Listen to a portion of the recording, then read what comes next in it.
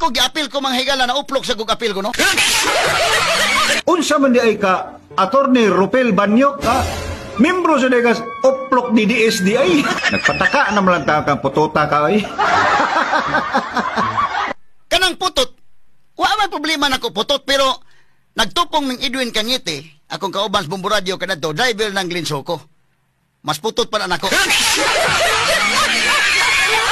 Unya maghiusa ni mga putot, kita mga putot maghiusa ta, di ta mabutan ni Gwen. Og ang nagpahipi lagi nga mga uplok niya, oy. Sige mo stroke na ko mga uploks. Ay mo stroke aron di mo masakitan. Kanang iyang pagsaway mahigala, below the belt naman pagsaway. Kamo kuno mga DDS, mga Duterte diehard supporters, mga uplok kuno mo. Intaon mga uplok na nagpahipi, paminaw kung sa mga sulti. Kamang mga taga-syudad nga mga uplok, sorry na lang. O ang mga uplok nga nagpahipi ron diha sa tapling. O sa mga uplok nga naminaw ron. O ang katong mga uplok nga naminaw ron. Nya asa man ang resulta, unya masuko ng mga DDS. Uy maghiusa ta karong eleksyon, dili ta mobutan ni Gwen.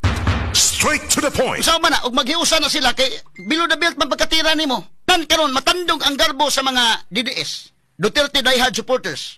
Sakitan sila nga gina mga uplok man mo. Kaya ako makauban nandos diwa HP na lipay maayo. Kay di na gyud ko mapadad-an rig buwak sa patay.